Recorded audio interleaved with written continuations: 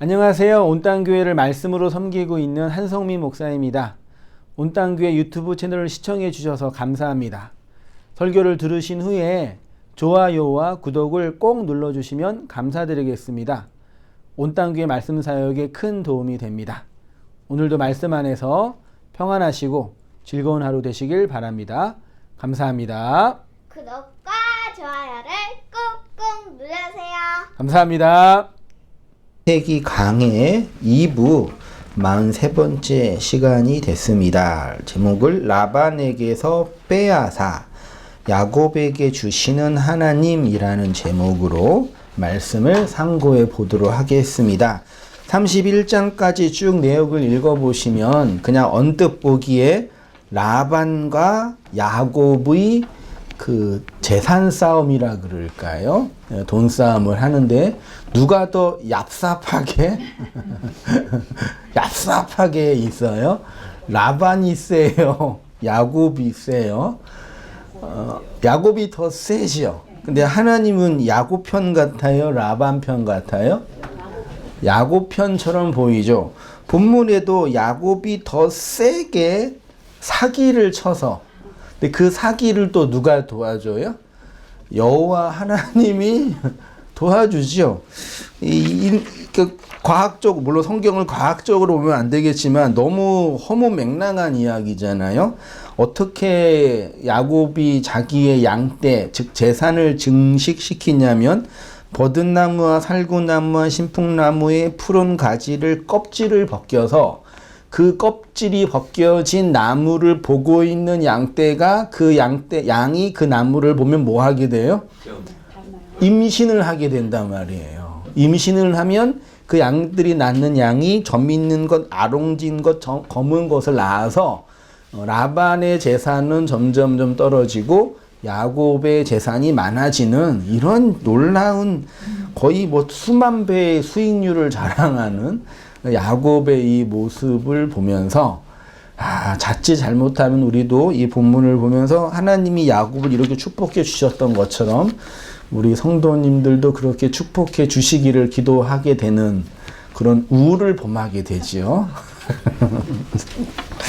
아무튼 본문이 재미있고요. 그래서 이제 되게 난해하면서도 좀 어려운 부분이 있고, 이거 어떻게 해석해야 되냐? 하나님은 선택한 자의 편이시냐, 뭐 이렇게 이제 해석하게 되는데, 결국은 성경은 우리 주 예수 그리스도의 십자가와 그 복음을 얘기하는 것이니까 야곱을 통해서 하나님이 그 십자가와 복음을 어떻게 설명하고 있는지를 캐치하고 그것이 우리의 역사와 인생 속에 어떠한 양식이 되는지를 깨달아 그 양식을 먹고 양식으로 풍성케 하면 되는 것이니까 그냥 보시면 되고요. 이 페이지에 제가 그런 질문을 먼저 드렸어요. 우리 이미 알고 있는 것처럼 야곱이란 이름 자체가 속이는 자, 발꿈치를 잡은 자 그래가지고 속이는 자, 약삭빠른 자, 사기치는 자 그런 느낌이 있고, 실제로 야곱이 앞에서 형을 사기쳐가지고 엄청 해먹었잖아요. 근데 실제로는 가진 재산은 없지만 어쨌든 법적으로, 영적으로 축복을 받게 됐잖아요. 그래서 우리는 흔히 야곱을 되게 부정적으로 사람들을 속이는 그런 사람으로 이해하는데, 성경은 야곱을 어떤 사람으로 평가해요? 아브라함과 이삭과 야곱과 동격으로 보죠. 아브라함은 믿음으로 이삭을 바쳤고, 이삭은 믿음으로 에서와 야곱에게 축복하였고, 야곱은 믿음으로 뭐예요? 그의 자녀들에게 뭐 했어요? 축복했잖아요. 요 믿음의 사람으로 평가하고 있고, 하나님은 이 아브라함과 이삭과 야곱의 뭐예요? 하나님이라고 이미 구약에서 증언하고 있으니 이 야곱의 믿음이 성도의 또 다른 믿음이 되는 거죠. 그래서 이런 명제가 가능하죠. 아브라함이 하나님을 섬기는 것처럼 우리가 그 아브라함을 만드셨던 하나님을 믿고, 야곱을 인도했던 하나님을 의지하고, 이삭을 세웠던 하나님을 믿는 게 우리의 신앙이잖아요. 그러면 야곱의 어떠한 믿음의 내용이 우리들의 믿음이 될 수 있겠냐 얘기죠. 야곱이 갖고 있는 그 믿음, 우리가 본받아야 할, 성도가 모형으로 따라야 할 그 믿음의 내용은 뭐냐 이 얘기죠. 결국 우리의 믿음의 내용은 누구뿐이 없어요?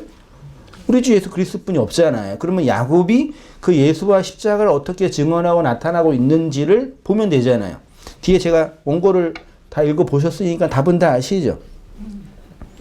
안 읽어보신 분도 계시니까 그 37절에 결론적으로 한 번 더 말씀을 드리면 버드나무, 살구나무, 신풍나무 세 개의 나무가 있죠. 믿음, 소망, 사랑이라는 나무예요. 그 묵상해 봤습니다. 그 세 개의 나무의 그를 가지를 가져다가 가지를 뭐예요? 벗기고 그 벗겨진 흰 나무를 본 양들이 임신을 하는 거예요. 그죠? 하나님의 창조의 사역이죠. 하나님이 이 세상을 물질적으로도 창조했죠. 코스모스의 세상을. 예. 하나님이 창조했죠. 물질적으로도. 우리의 이 물질은 하나님이 창조한 건 아니지만 이 세상에 보이는 코스모스의 세상을 물질로 창조를 하셨죠. 또 다른 하나님의 창조가 뭐예요?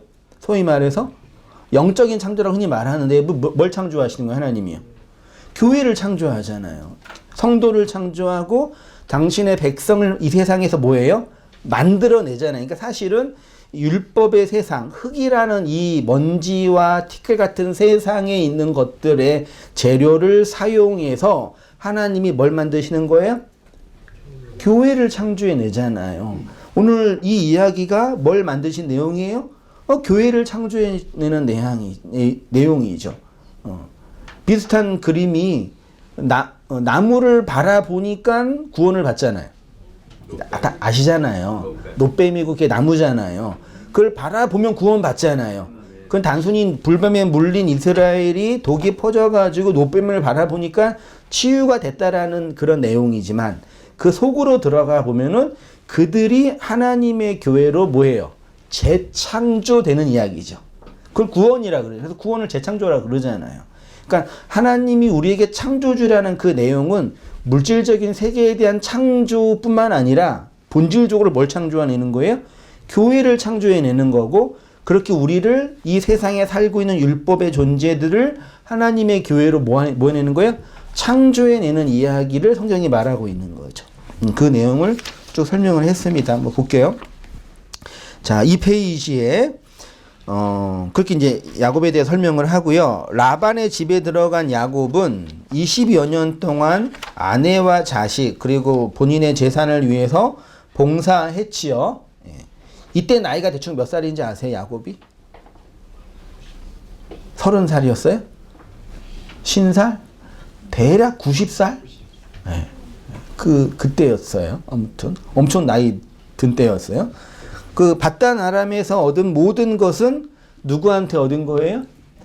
라반에게. 그러니까 야곱의 표현으로는 지팡이만 들고 강을 건넜는데 이 바단 아람, 이 바벨론에서 얻게 된 것은 라반에게서 얻은 거죠.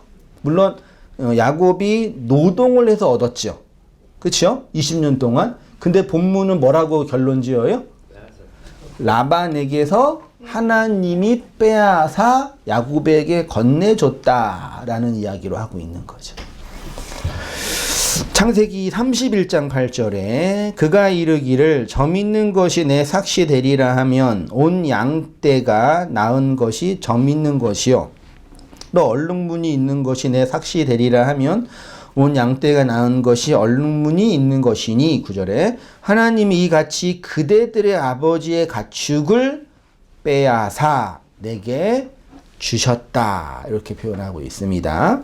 그렇게 살고 있다가 갑자기 야곱이 이제 14년째예요. 20년째죠.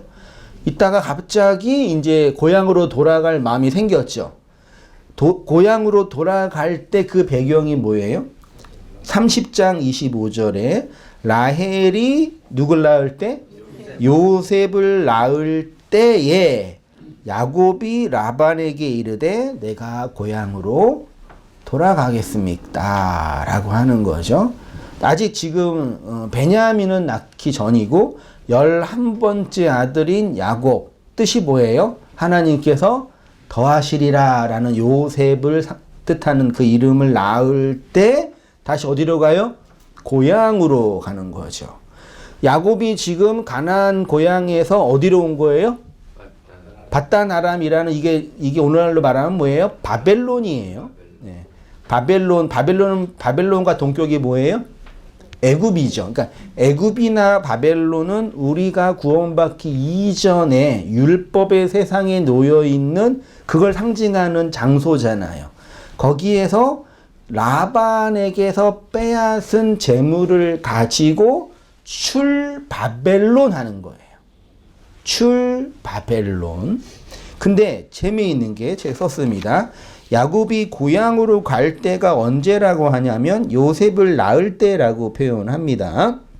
요셉을 낳는 것과 라반의 집을 떠나는 것이 관계가 있다라는 얘기예요. 야곱이 요셉을 낳는 이야기는 요셉이 예수를 낳는 이야기와 비슷한 부분이 많습니다. 마태복음 1장 16절에 야곱은 마리아의 남편 누굴 낳아요? 요셉을 낳으니. 야곱이 누굴 낳았어요? 요셉을 낳았죠. 예수님이 할아버지가 야곱이니까. 마리아에게서 그리스도라 칭하는 누가 나와요? 예수가 난다 그랬죠. 그러니까 예수의 아빠가 요셉이고 요셉의 아버지가 야곱이잖아요. 그러면 야곱, 요셉, 예수가 연결되어 있잖아요. 근데 야곱이 누굴 낳았어요 지금요? 요셉을 낳았죠. 그럼 이제 예수가 나와야 되는 거잖아요, 말하자면요. 근데 그 예수를 마태복음이 뭐라고 칭해요? 그리스도라 칭하는 누구요? 예수죠. 그러니까 예수라는 율법의 껍데기 안에 그리스도, 메시아, 기름 붓는 자를 뜻하는 그리스도가 내용으로 있는 거죠. 그 지금 다 아시죠? 그러니까 우리가 믿는 이 기독교의 그 기독이 뭐예요? 그리스도예요. 그 한자로 표현한 게 기독이고, 그게 헬라어로 가면은 크리스도고, 히브리어로 가면은 메시아죠. 근데 그 메시아 크리스도가 뭐예요? 기름 부음을 받은 자잖아요. 그러면 그 그리스도가 기름 부음을 받기 위해서는 누구라는 껍데기를 입고 온 거예요? 예수라는 육체의 껍데기를 입고 온 거잖아요. 그래서 예수는 율법의 내용을 상징하고, 그렇죠? 그리스도는 진리를 상징하잖아요. 그러니까 예수는 말하자면 바벨론이고 애굽을 상징하는 거죠. 이해되시나요? 그래서 그 율법이 깨어져야, 율법의 마지막 하나가 완성이 돼야 그리스도로 출애굽 혹은 출바벨론 되는 거죠. 그럼 우리가 출애굽, 출바벨론으로 구원을 경험한다는 얘기는 율법의 세상에서 나온다는 얘기인데, 그건 너무 뜬구름지 않는 얘기고, 내용으로 본다면 뭐예요? 육체로 오신 그 예수에게서 뭐 하는 거예요? 나온다는 얘기죠. 그게 육체로 오신 예수가 십자가에서 깨트려져 죽고 그리스도로 온 사건을 얘기한 거죠. 그런 의미에서 성도 교회가 출애굽, 출바벨론 했다는 얘기는 그 예수라는, 그리스도를 담고 있는 그 예수라는 껍데기가 깨어져 나오는 거죠. 이게 우리의 구원의 경험이잖아요. 그때 우리의 구원의 경험이 무엇이냐를 본문이 말하고 있는 거죠. 그래서 그것과 연관되어 있어서 야곱이 요셉을 낳을 때 출바벨론을 시작한 게 아니냐라고 한번 묵상해 보게 된 거예요. 근데 야곱이 라반의 집을 떠날 때 요셉을 낳을 때라고 합니다. 야곱이 요셉을 낳는다는 것은 예수를 낳는 것과 관련이 있습니다. 마태복음은 예수를 어떻게 설명하냐면 그리스도라 칭하는 예수라고 표현해요. 그리스도를 내용으로 하고 있는 예수를 낳는 거지요. 요셉을 낳기 전 야곱은 이미 10 아들이 있었습니다. 11번째 아들이 요셉인데, 요셉이 이스라엘을 어디로 인도해요? 애굽으로 인도하잖아요.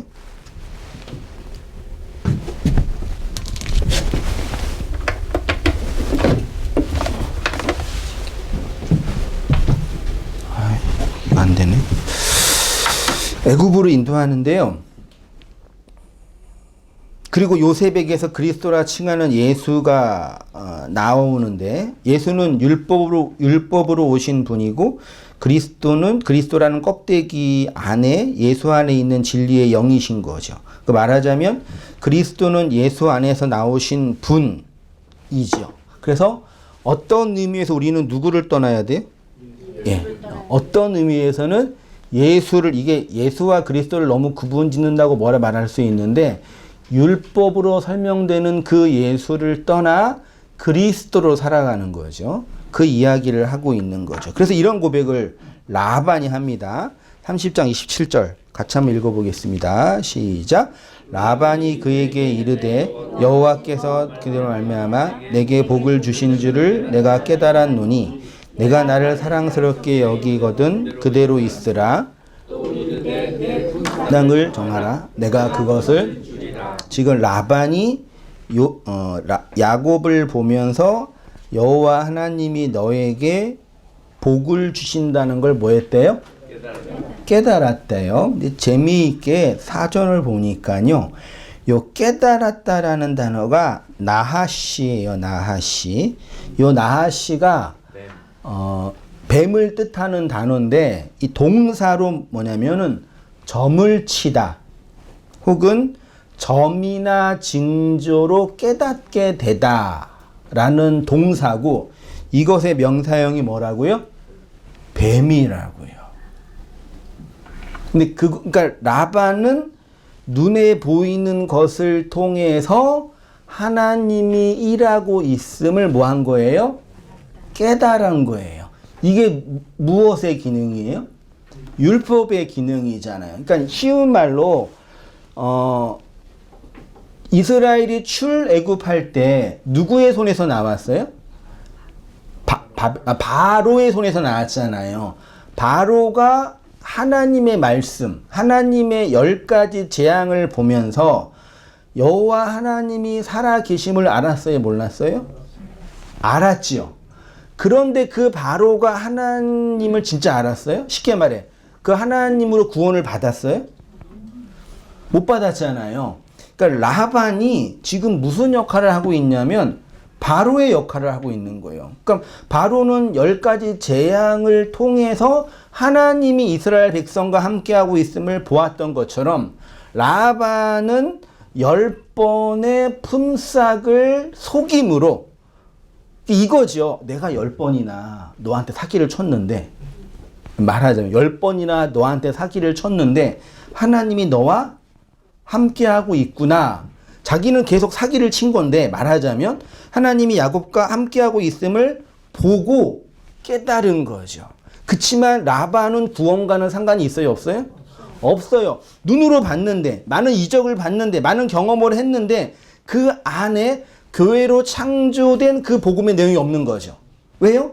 십자가의 복음의 내용이 그에게 비춰지지 않았기 때문인 거죠. 그 내용을 하고 있어요. 그렇게 이제 깨달았다고 하는데 여호와 하나님이 야곱에게 복을 주신다는 것을 육체를 통해 알게 됐죠. 근데 야곱이 라반의 집을 떠나려고 하는 이유를 이렇게 이제 표현합니다. 창세기 30장 30절에 내가 오기 전에는 외삼촌의 소유가 적더니 번성하여 때를 이루었으니 내 발이 이르는 곳마다 여호와께서 외삼촌에게 복을 주셨나이다. 그러나 나는 언제나 뭐래요? 내 집을 세우리까. 이게 집을 세우다가 베이트 아사예요. 베이트는 집이고 성전이죠. 요 아사는 바라와 아사와 동의어로 사용되지만 아사는 일하다 창조하다예요. 만들다 그 뜻도. 그러니까 베이트 아사니까 언제 나는 성전을 세웁니까? 그러니까 이 고백은 그냥 야곱이 내가 이렇게 맨날 남의 장사만 해서 직원으로 있어서 억울한데 이제 내 사업 하겠다라는 그게 아니라 하나님이 나에게 약속한 그 성전을 그 야곱은 벳엘의 하나님을 경험했잖아요. 벳엘의 하나님을 경험했잖아요. 그 하나님의 집을 세워야 된다는 것을 야곱은 알고 있었던 거죠. 그 일을 따라 열심히 살고 있는 거예요. 그러니까 우리의 문맥으로 한다면 하나님이 나를 구원하고 그 구원의 부름을 따라 내가 열심히 살아가야 된다라는 걸 알고 있는 거예요. 그 내용 속에서 이제 내가 하나님의 집을 성전을 세워야 된다는 존재인데 언제 그 일을 합니까? 라는 얘기는 뭐예요?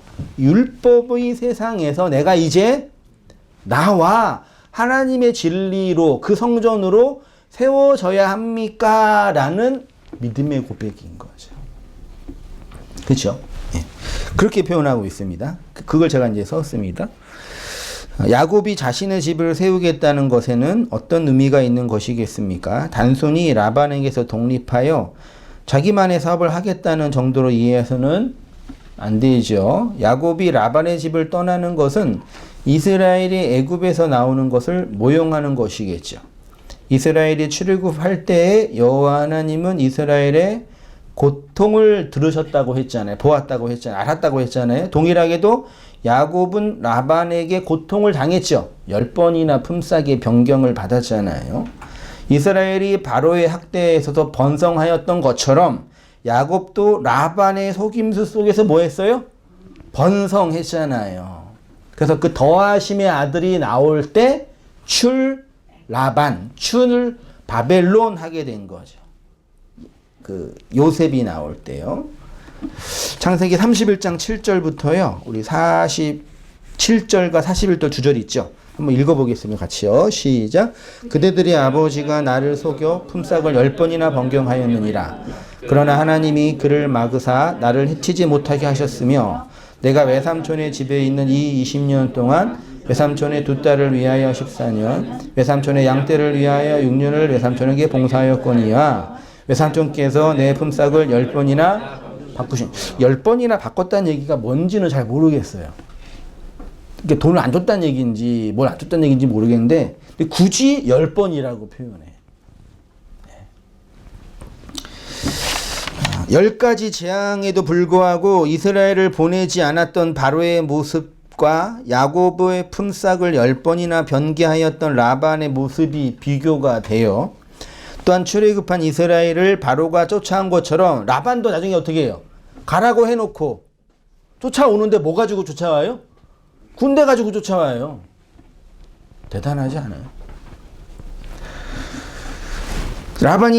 야곱이 라반의 집을 나오려는 이유는 집을 세우기 위함이에요. 성전을 세우기 위함이에요. 그럼 그 성전은 어떻게 세워져요? 그러니까 성전을 세운다는 얘기는 뭐예요? 그 성전의 내용이 뭐예요? 예수가 뭐가 되는 거예요? 그리스도가 되는 거. 쉽게 말하면요. 율법의 이 세상에서 나와 마지막 하나로 나와 진리로 세워져 가는 게 뭐예요? 성전이 세워져 가는 거잖아요. 어떻게 출애굽으로 설명을 했고 출바벨론으로 설명했단 말이에요. 구약에서는요. 하나님께서 아브라함과 이삭과 야곱에게 동일하게 약속하신 것이 뭐예요? 그네들에게 주신 약속이 뭐예요?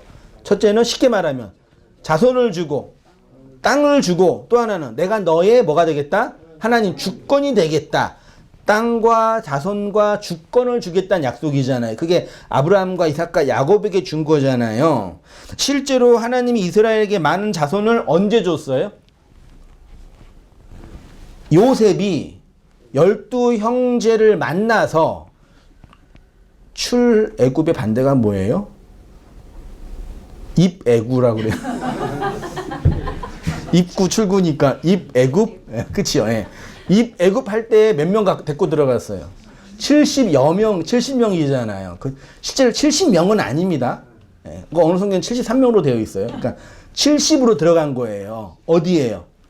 애굽에 들어갔는데 400년이 지나고 나서 수십만 명이 된 거잖아요. 그럼 하나님이 아브라함과 이삭과 야곱에게 많은 자손을 주겠다는 그 약속이 언제 실현되는 거예요?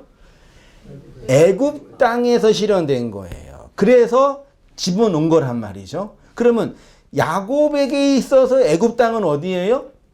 라반의 집이잖아요. 그 라반의 집에 들어가서 야곱은 10번이나 라반에게 속임수를 당해서 생고생한 것처럼 보이는데 겉으로는 실제로는 그 속에서 뭐 한 거예요? 12 자손을 12 아들을 얻어낸 거예요. 12를요.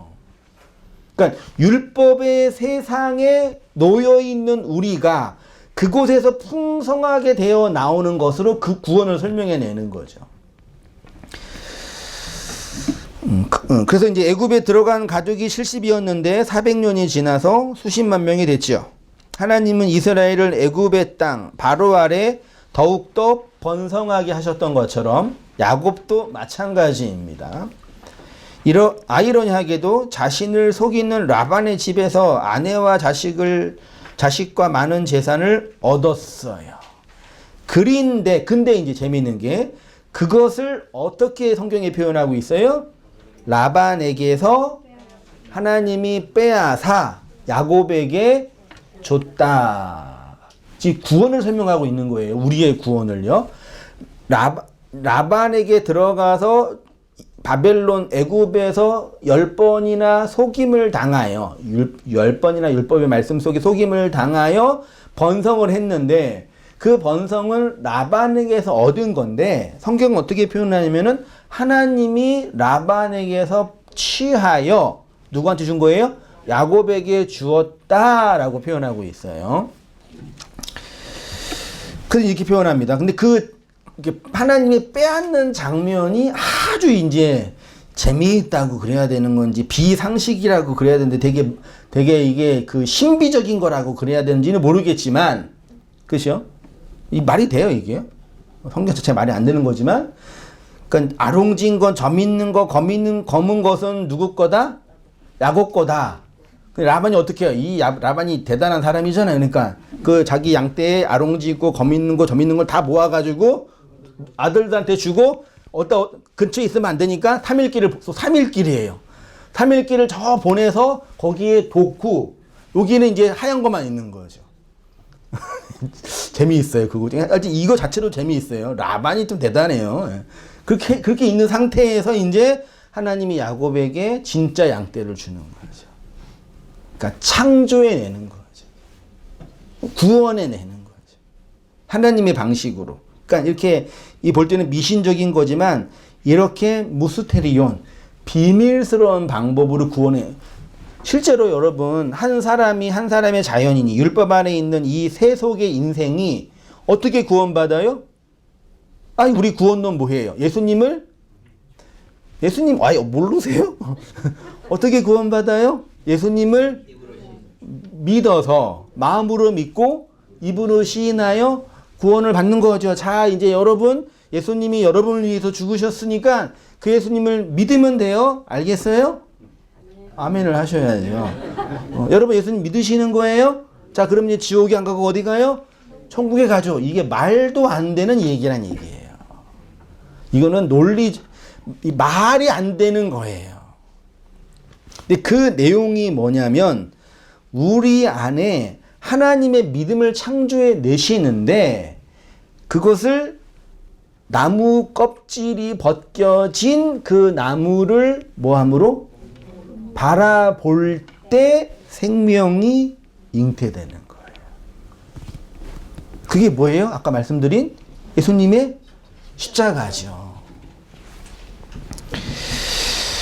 창세기 30장 37절부터 43절이죠. 이거 같이 한번 아까 안 읽었으니까 한번 보이세요? 본문이요? 읽어보겠습니다. 시작. 야곱이 버드나무와 살구나무와 신풍나무의 푸른 가지를 가져다가 그것들의 껍질을 벗겨 흰 무늬를 내고 그 껍질 벗긴 가지를 양떼가 와서 먹은 개천의 물 구유에 세워 양떼를 향하게 하매 그때가 물을 먹으러 올 때 새끼를 베니 가지 앞에서 새끼를 뱀으로 얼룩얼룩한 것과 점 있고 아롱진 것을 낳은지라. 야곱이 새끼 양을 구분하고 그 얼룩 무늬와 검은빛 있는 라반의 양과 서로 마주보게 하며 자기 양을 따로 두어 라반의 양과 섞이지 않게 하며 튼튼한 양이 새끼 뵐 때는 야곱이 개천에다가 양떼의 눈앞에 그 가지를 두어 양이 그 가지 끝에서 새끼를 베게 하고 약한 양이면 그 두 가지를 두어 그렇게 함으로 약한 것은 라반의 것이 되고 튼튼한 것은 야곱의 것이 된지라. 이에 그 사람이 매우 번성하여 양떼와 노비와 낙타와 나귀가 많았더라. 야, 지금 야곱처럼 부자가 돼야 돼요. 이렇게. 야, 놀랍시오. 예. 아, 이거 어떻게 해석해요? 어떻게 묵상해요, 이거를요? 신비한 방법이죠, 진짜요? 아무튼 본문을 보면 버드나무와 살근나무와 신풍나무 세 개의 나무의 껍질을 벗겨 나무 가지에 벗겨 흰 가지를 어떻게 표현해요? 물 구유 앞에 두고 그거를 바라볼 때 양떼가 임신을 하는 거죠. 아, 신비합니다. 근데 더 재밌는 건 뭐예요? 그렇게 임신을 했어요. 그리고 또 출산을 했어요. 많은 양떼가 나왔어요. 근데 튼튼한 양이 새끼를 뵐 때는 그걸 보게 해서 임신하게 하고, 그렇지 않은 양이 뵐 때는 못 보게 하는 거죠. 그래서 튼튼한 양은 야곱의 것이 되고, 그 다음에 약한 양은 라반의 것이 되는 거죠. 무슨 이것도 라반의 억하심정이 있는지 모르겠는데 그렇게 표현하고 있습니다. 그리하여 야곱이 매우 번창하여 양떼와 노비와 낙타와 이런 식으로 노비도 불렸나? 이런 식으로 예. 낙타, 낙이 많게 앞으로 부자가 됐다 이렇게 표현하고 있습니다. 그리고 이 모든 일은 누가 하신 거예요? 하나님이 하신 거라고 표현해요. 그러니까 이거를 윤리와 도덕적으로 보면 절대 안 되는 거겠죠. 또 과학적으로 볼 필요도 없겠죠. 상징과 내용과 의미로 봐야죠. 다 이해가 안 되면 우리를 구원하신 십자가와 복음으로 보면 되는 거죠. 다 이해가 잘 안 되면은요. 그리고 베델의 하나님이 야곱으로 라반의 집을 떠나 야곱의 집을 세우게 하기 위해서 행하신 일이라고 표현하고 있습니다. 자, 생명을 낳는 것, 생명을 자라게 하시는 것을 오직 누가 해요? 하나님. 이거는 어떠한 피조물도 인간의 과학 문명이 아무리 발전하고 아무리 그 초문명의 과학이 돼도 인간은 절대로 생명을 만들어낼 수 있어요, 없어요? 아니, 복제는 가능하죠. 그 복제는 뭐예요? 있는 생명을 조작해서 만들어내는 게 복제잖아요. 예. 난자와 정자 자체는 그것의 핵은 인간이 못 만들죠. 혹시 만든다고 하시는 분 저희가 모를 수 있으니까요. 그건 아마 영원히 못 만들 거예요. 그러니까 있는 것을 조작하는 거죠. 환경을 만들고. 예. 그렇게 그러니까 인간은 아무리 문명이 발전해도 없는 거, 무에서 있는 거를 만들어낼 수 없는 거예요. 근데 하나님은 뭘 하신다고요? 없는 거에서 있는 것으로 죽음에서 생명으로 만들어내시죠. 그거를 뭐라 그래요? 창조인데 그 창조는 구원을 설명하는 창조예요. 오늘 그 구원을 설명하는 구속적 창조를 얘기하는 거란 말이죠. 결론적으로 하나님의 창조의 일은 무엇을 통해 가능한 거예요? 양이 어떻게 임신했어요? 벗겨진 나무를 보니까 임신했잖아요. 그럼 하나님의 창조의 일은 무엇을 통해서 일하는 거예요? 십자가를 통해서 일하는 거란 말이에요. 그래서 이 세상이 어쨌든 자연 속에서 율법 속에서 하나님 없이 살고 있는 인생들이 구원 얻기 위해서 하나님의 나라로 창조되기 위해서는 반드시 그가 뭘 봐야 돼요? 십자가와 그리스도의 복음을 봐야 돼요. 그리고 그 복음이 선포되고 보여지는 그 시간, 그 현장 속에 창조가 일어나는 거예요. 구원이 일어나고요. 그러니까 이 땅에 있는 교회가 역사의 종말이 올 그날까지 영원히 선포해야 할 것이 이 복음이잖아요. 사람이 듣든지 아니 듣든지 이게 가능성이 있든지 없든지 너희는 복음을 전파하라 그런 얘기는 열심히 선교하라 그 교회를 애쓰라 그 정도가 아니라 이 구속사적 창조의 메커니즘을 말하고 있는 거예요. 어떤 인생도 어떠한 피조물도 구원받기 위해서는 그 복음의 말을 듣고 그 복음의 말을 봐야지만 하나님이 그 안에서 비밀스럽게 무스테리온의 복음의 일을 창조해내시는 거예요. 인간 눈으로 볼 때는 이렇게 복음을 전하면은 그런 생각이 들죠. 웃으시는 이유가 뭐예요? 누가 이런 얘기를 듣겠어? 어떤 인간이 온 땅 교회에 오겠어. 그쵸?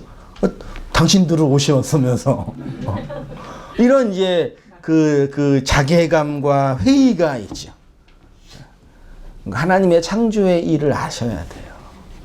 그러니까 교회가 그 얘기는 인간적으로 이해가 되죠. 교회가 이렇게 커지고 이렇게 세상에 있는 성공하는 교회처럼 번성하고 그런 건 좀 어려울 수 있겠죠. 그렇게 되면 더 좋겠지만 그런 거는 그건 보장이 돼야 안 돼요. 그건 보장할 수가 개런티가 아무도 안 해줘요. 그럼 우리 인간으로 볼 때는 불가능한 일이에요. 근데 하나님이 하시는 일은 뭐예요? 그 십자가와 복음, 그 벗겨진 나무, 그 예수를 세우고 증언하는 그 일이 있을 때 어떤 이들은 누군가는 그걸 바라봄으로 하나님의 진정한 창조의 일들이 일어나는 거죠. 할렐루야. 아멘. 저는 그걸 믿고 있어요. 그렇게 우리가 구원받은 거죠. 그러니 우리의 생명이 다하는 그날까지, 역사의 종말이 오는 그날까지 어떠한 방식과 모양으로 이 복음을 이렇게 증언하고 나타내 보이는 거죠. 능력이 된다면 더 크게, 더 효과적으로, 더 화려하게 하면 좋겠죠. 시간이 되고 여력이 되고 자본이 있으면요. 최선을 다할 뿐이죠. 저도 이렇게 보면 볼수록 지금 우리의 선교 환경이나 전도 환경은 매우 어렵잖아요. 실제로 진짜 어렵거든요. 그래서 이제 인터넷 환경이나 유튜브나 이런 방식으로 복음을 전해야 되는데 세상에 처음 믿는 사람이나 아직 율법 안에서 잘 모르는 사람이 1시간 반짜리 설교를 들으면서 눈물을 흘리면서 은혜를 받겠어요?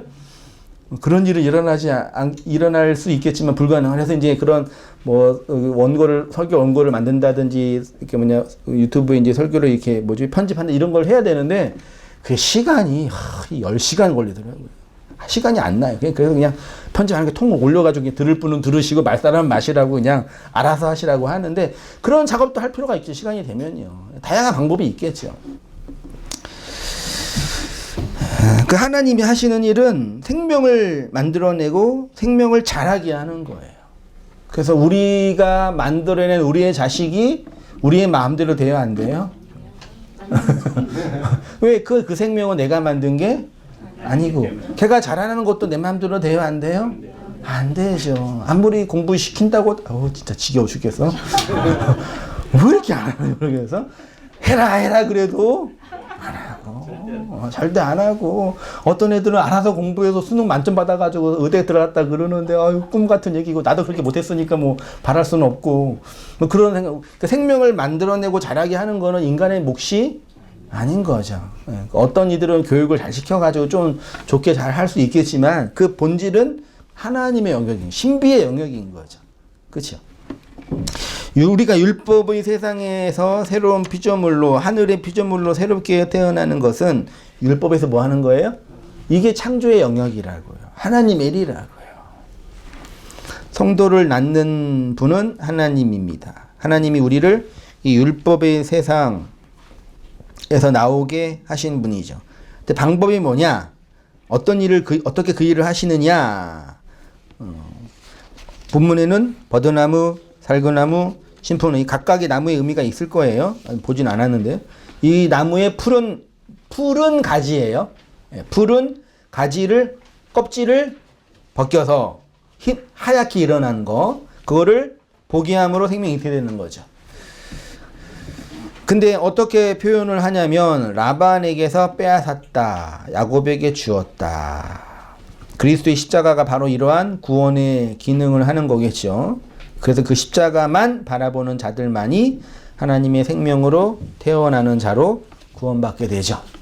이 구약의 이러한 내러티브를 사도들이 간단하게 교리로 정리한 거예요. 그러니까 이러한 내러티브를 구속사적인 구원론적인 해석의 틀이 없이 읽어내면 어떻게 돼요? 그냥 하나님께서 야곱을 도와주셔서 야곱이 성공을 했다. 이 정도뿐이 안 되든지, 그것도 아니면 그냥 유대인이 믿고 있는 것처럼 이슬람들이 보고 있는 것처럼 그렇게 보는 거예요.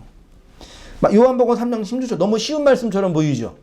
하나님이 세상을 이처럼 사랑하사 독생자를 주셨으니 이는 그를 믿는 자마다, 이 믿음 안에 이러한 야곱의 이야기가 내포되어 있는 거라니까요.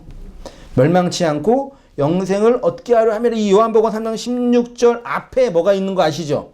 모세가 광야에서 노뱀을 든 것 같이 인자도 들려야 한다. 신풍나무, 살구나무, 버드나무의 가지를 벗겨서 세웠던 것처럼 인자가 그렇게 세워져야 한다. 그게 하나님의 사랑이다 그러는 거예요. 됐죠? 그러니까 이 역사 속에서 하나님의 그 진짜 그 사랑을 알고 있는 사람은 거의 없습니다. 몰라요. 그러니까 하나님은 사랑 많으신 분 정도 이렇게 만들어 놓지 실제로 그 사랑이 뭔지 몰라요. 그 사랑은 인자가 들려진 그 사건을 통해서만 확인할 수 있다니까요.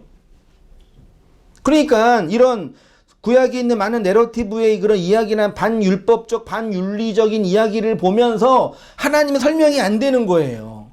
그래서 구약의 하나님은 심판하시는 하나님이라고 말하고 신약의 하나님은 좋은 하나님이라고 이렇게 이분법적으로 만든다든지 아니면 구약에 있는 여러 가지 내러티브를 좋은 이야기를 만들어낸 것으로만 만들어 놓고 자신들의 영웅 이야기, 믿음의 영웅들을 만들어내는 것 정도로만 말한다든지 그렇게 만들어내는 거예요. 저도 본문을 야곱의 생애를 천천히 보면서 그 전까지 저의 편견 속에서 야곱은 약삭받은 사람, 그쵸? 그 형의 그 축복권도 뺏어갔으니까 그런 정도로만 이해했는데 그의 성품과 그의 도덕성이 지금 중요한 게 아니고 뭔지 몰라요, 우리는요. 그 이의 성품과 도덕성을 이러한 내러티브 몇 개로 평가하는 것 자체가 잘못된 거예요. 오직 야곱의 이 모습이 드러나는 것은 우리에게 이미 결론 지어진 하나님이 세상을 이처럼 사랑하사 독생자를 주신 그 사건을 설명한 방식으로 보여준 거라니까요. 그러니까 신약에 결론된 완성된 십자가의 내용 없이 구약을 읽어내면은 이상하게 가는 거예요. 말도 못하게 가는 거예요. 민수기 21장 9절에서도 모세가 노뱀을 만들어 장대 위에 다니 불뱀에 물린 자가 노뱀을 쳐다본즉 뭐한대요? 산다 그랬죠. 자 보세요. 버드나무, 살구나무, 신풍나무의 푸른 가지의 껍질을 벗겨 흰 무늬를 낸다고 했는데 푸른 가지가 히브리어로 라흐 마켈이라는 단어래요. 라흐는 신성한, 거룩한 그런 뜻이고요. 마켈은 뭐예요? 지팡이. 창세기 32장 10절 같이 읽어보겠습니다. 시작.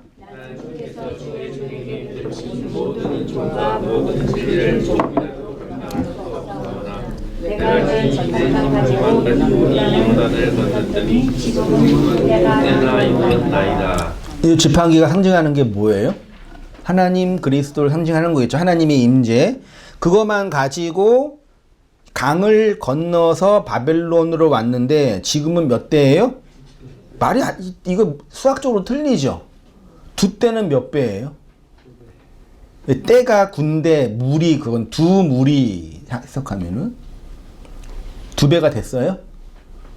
아니 아무것도 없는 것에서 두 배가 된 거는 이거 수학적으로 말이 안 맞잖아요. 네. 이 두라고 해석된 단어가 셰나임이거든요. 이게 둘도 되지만 짝, 함께 결합된 짝이에요. 그러니까 지팡이 하나만 가지고 왔는데 그리스도로 가져왔는데 이제 내가 비로소 뭐가 됐다? 셰나임 짝이 됐다.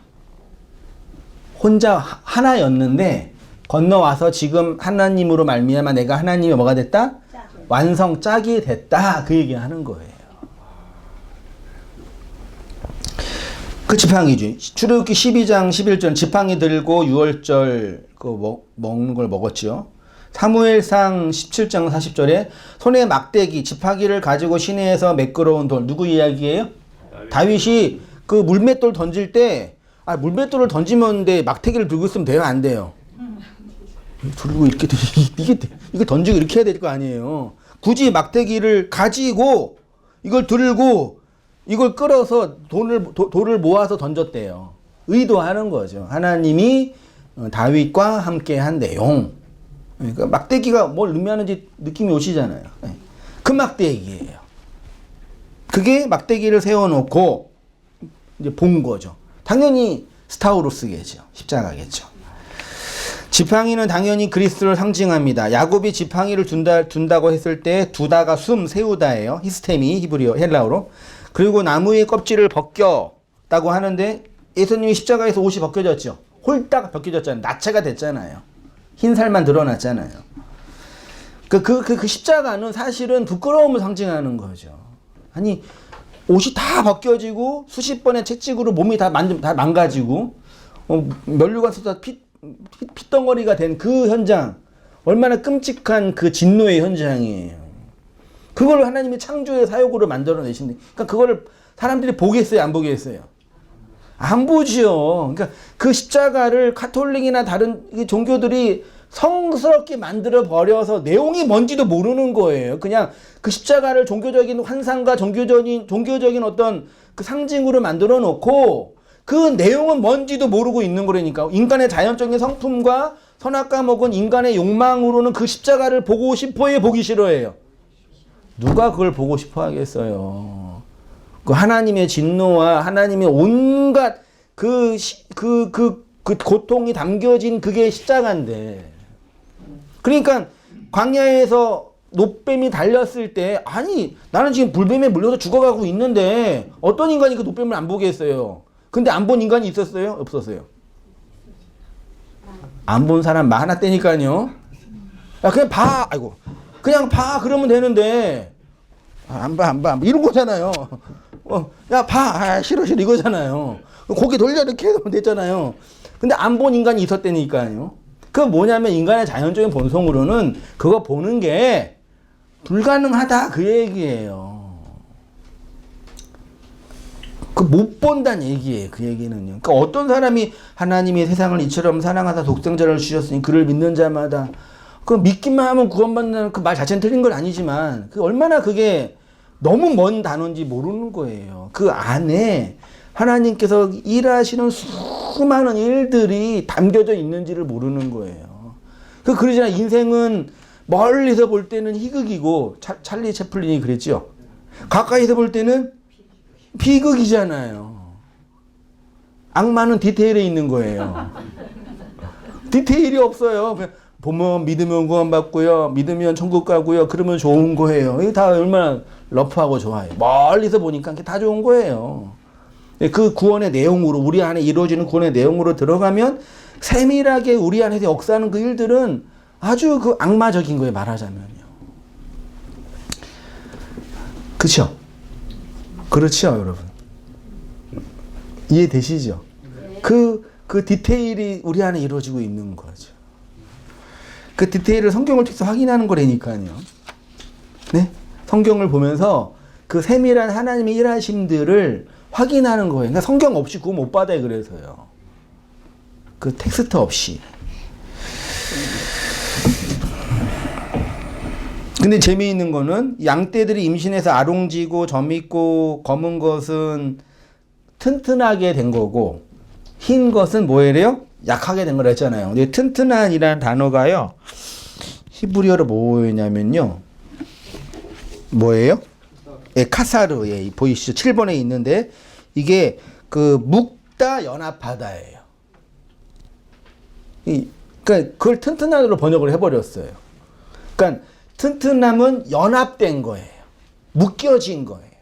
뭐와? 하나님의 그 생명과 연합된 게 튼튼한 거고 그게 야곱의 것이고 분리된 거, 연합되지 않는 거는 누구 거예요? 라반의 것이라고 하는 거예요. 왜요? 율법에서 끄집어내요.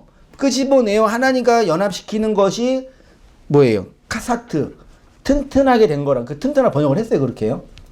그리고 여전히 그 율법 안에 있는 것은 분리된 거, 나뉘어진 거라고 하는 거죠. 이 그 카샤르가 창세기 44장 30절 보세요. 아비의 생명과 아이의 생명이 서로 뭐래요? 결탁. 아버지와 아들이 하나가 돼 있다. 그때 그 단어예요. 그 다음에 신명기 6장이나 그 다음에 뭐 이런 단어에서 보면은요. 그 구속사적인 말씀과 연합되어 있는 거 이렇게 표현하고 있어요. 6페이지에 사무엘상 88장 1절에 다윗이 사울에게 말하기를 마침에 요나단의 마음이 다윗의 마음과 연락되어 있죠. 이게 연합되다. 그리스도와 교회가 연합되다 할 때 쓴 단어예요, 이게요. 그걸 튼튼한이라고 번역을 했고, 그게 야곱의 양떼가 된 거예요. 이것이 튼튼한 양의 내용입니다. 연합되어 있는 양, 하나님의 생명과 묶여 있는 양이 튼튼한 양이고, 약한 양은 그 연합에서 뭐예요? 분리되어 있는 거를 약한 거라고 표현하고 있는 것입니다. 창세기 31장 8절 이하 같이 한번 읽어보겠습니다. 시작. 그가 이르기를 점 있는 것이 내 삭시 되리라 하면 온 양떼가 낳은 것이 점 있는 것이요 또 얼룩무늬 있는 것이 내 삭시 되리라 하면 온 양떼가 낳은 것이 얼룩무늬 있는 것이니 하나님이 이같이 그대들의 아버지의 가축을 빼앗아 내게 주셨나이다.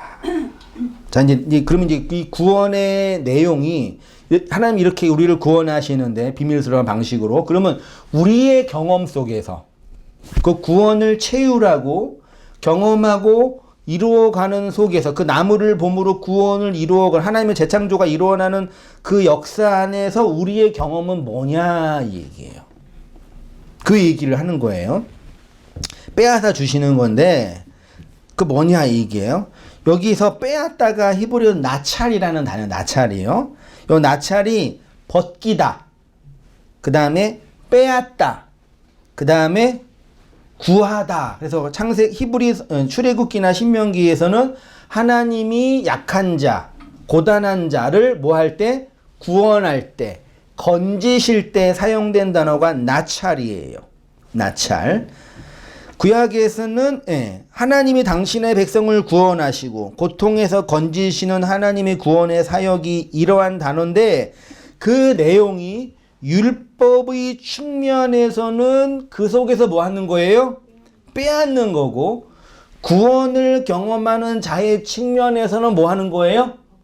벗겨진 거예요. 그러니까 율법은 빼앗기는 거고 율법 측면에서는 그 빼앗겨 나온 자는 뭐예요? 벗겨진 거란 말이에요.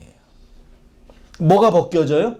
율법 안에서 선악감 먹고 자기 의와 자기의 행위로 율법으로 구원의 완성을 이룰 수 있다라고 생각했던 그 모든 자신의 신념과 의가 뭐 하는 거예요?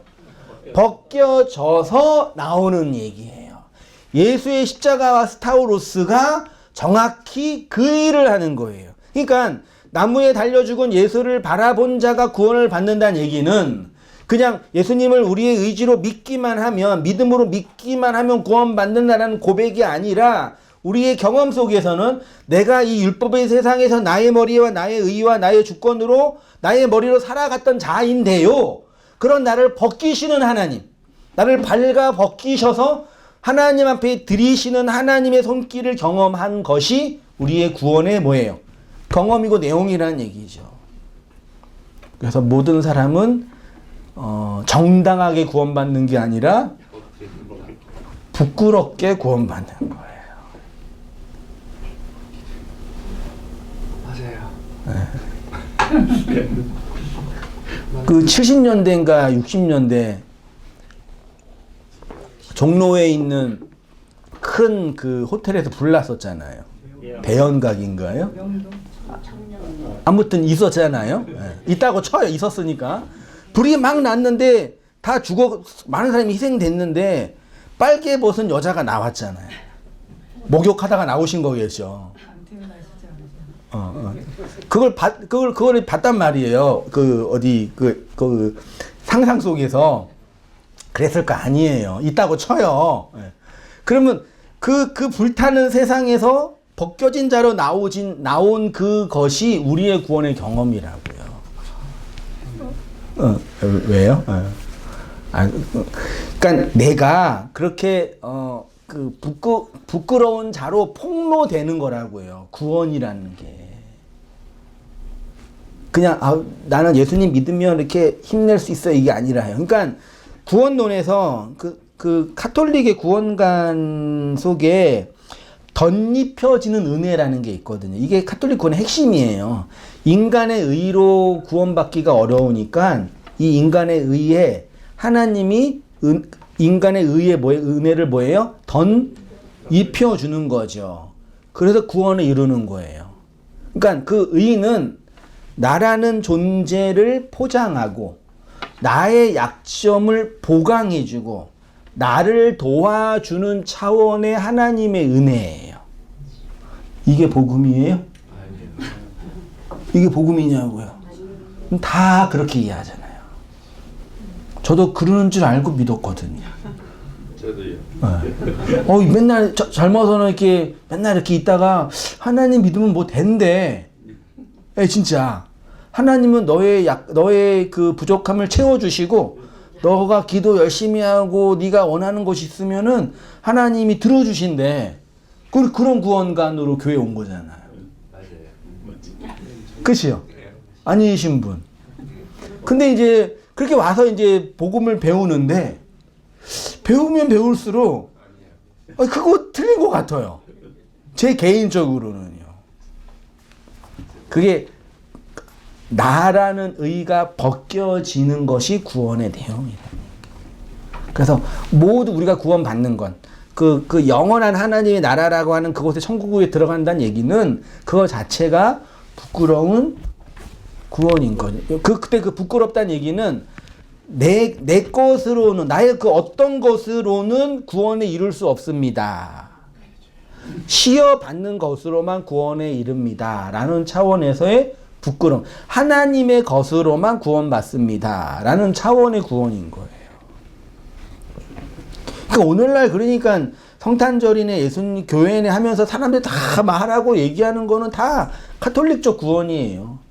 덧입혀 주시고 너한테 힘을 주시고 너의 꿈을 이루어 주시고. 여러분 우리가 결혼을 왜 했어요? 육체의 결혼. 안 하신 분도 계시지만 사람들이 결혼을 왜 해요? 혹은 왜 결혼 상대자를 왜 찾아요? 나의 빈 곳을 채워줘. 거짓말. 그렇게 말하지만 핵심은 뭐예요? 이 사람과 함께 살 때 내가 더 이 사람이 나의 행복에 플러스예요, 마이너스예요? 플러스가 될 거라는 기대를 가지고 결혼을 하잖아요. 근데 역사는 반대죠. 아직 모르시나? 그래서 결혼 생활이 힘들었던 거예요. 그래서 사람들이 결혼 지옥이라고 그러는 거예요. 이해되세요? 그게 나쁜 게 아니라 인간이란 존재 자체가 자기 육체의 행복과 자기 가치의 행복을 추구하며 살아가는 존재인데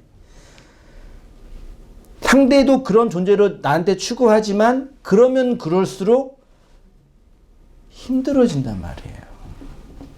왜? 서로가 나의 행복을 추구할 수 있는 존재로 생각하니까요. 근데 실제 결혼은 그 상대방을 통해서 나의 그 욕망과 기대가 어떻게 해요? 깨트려지고 무너지는 것으로 움직여지죠. 그렇잖아요. 그 속에서 사랑을 찾아야지 이 건강한 결혼 생활이 되는 거잖아요. 우리의 육체의 생활도 그렇잖아요. 그치요? 신앙생활은 오죽하겠냐고요. 이해되시죠? 네. 그래서 율법의 측면에서는 빼앗기는 거고 구원을 경험하는 자들의 측면에서는 벗겨지는 거예요. 그게 나찰. 예. 하나님이 라반의 손에서 빼앗다라는 의미인 거죠. 빼앗은 거 맞아요. 근데 야곱 측면에서는 뭐예요? 벗겨진 것이죠. 그래서 실제로 야곱이 이걸 경험하고 바다나베에 나와서 그발 강가가 아니라 야복 강가에서 벗겨짐의 실체를 경험하게 되잖아요. 나중에 이제 그 디나의 강간 사건까지 경험하고 베델로 올라가면서 완전히 홀딱 벗겨진 자로 드러나죠. 그때 베델의 하나님이 그에게 나타나신 거라고 표현하잖아요. 그러니까 하나님의 구원하심이란 율법의 손에서 빼앗는 것으로 인생 군상들의 자기의 의를 벗기는 것으로 구원하시는 거죠. 야곱의 이러한 경험은 그 자기 안에서 경험되는 구원의 내용이었습니다. 하나님은 그를 빼어내셨는데 야곱은 자신의 의가 완전히 부서지는 것으로 경험을 하였고, 그리고 그것이 야곱에게서 이스라엘이 되는 내용으로 나타나게 되는 것이지요. 교회가 어떻게 세상에서부터 나와서 거룩하고 흠이 없는 자로 세워지는지 아시겠지요. 골고다 언덕에 세워진 그 십자가를 보는 자들만이 진정한 하나님의 교회, 하나님과 연합되고 묶여진 자들이 되는 내용이 바로 이러한 것입니다. 하나님이 우리를 율법의 세상에서 빼내시는 것인데 우리는 그 율법의 옷이 완전히 벗겨져 나오게 되는 거죠. 그것이 우리를 구원하시는 하나님의 구속사이니, 그래서 신약의 교회는 그리스도를 통해서 그리스도에 의해서 입혀진, 그리스도로 입혀진 그 은혜의 옷을 입은 자들로 세워져 가는 거죠. 벗겨졌으니까 입혀진 거죠. 그 은혜 안에서 살아가시는 성도님 되시기를 주님의 이름으로 축원드립니다. 우리 기도하겠습니다. 하나님 아버지, 주님의 은혜를 인하여 감사하고 찬송합니다. 이 코스모스 아래의 세상, 율법의 세상에서 라반의 것을 빼앗아 야곱에게 건네주시었던 하나님의 구속의 역사가 우리의 인생 역사 안에서 어떻게 경험되고 나타나고 있는지를 보고 경험하고 깨닫게 됩니다. 그 은혜의 내용들을 양식으로 잘 담아서 그 생명의 날들로 오롯이 살아가는 저희의 모든 삶들이 될 수 있도록 주님 아버지 인도하여 주옵소서. 그 벗겨진 십자가의 내용의 비밀을 선명하게 보게 하시고, 그로 말미암아 우리를 하나님의 나라와 교회로 창조해 내시는 하나님의 놀라운 창조의 영광을 우리의 역사 속에서 목도하게 하시며, 그로 말미암아 주님의 영광을 높이고 찬송하는 은혜의 교회들이 다 되어질 수 있도록 주님 인도하여 주옵소서. 여전히 율법의 세상에서 벗겨진 십자가의 내용이 뭔지 모르는 인생들이 있을 터인데, 이 한편의 설교와 한편의 증언을 통해서 성령이 깨닫게 하시고 열어주시고 새롭게 하시는 놀라운 구원의 역사를 또한 경험함으로 땅끝까지 이르러 주의 복음이 증언되어지는 우리의 사역과 일이 되어지도록 하나님 아버지 역사하여 주시옵소서. 이제는 우리 주 예수 그리스도의 은혜와 하나님 아버지의 크신 사랑과 성령의 교통하심이 우리 사랑하는 모든 성도님들의 삶 속에 지금부터 영원까지 함께 있을지어다. 아멘.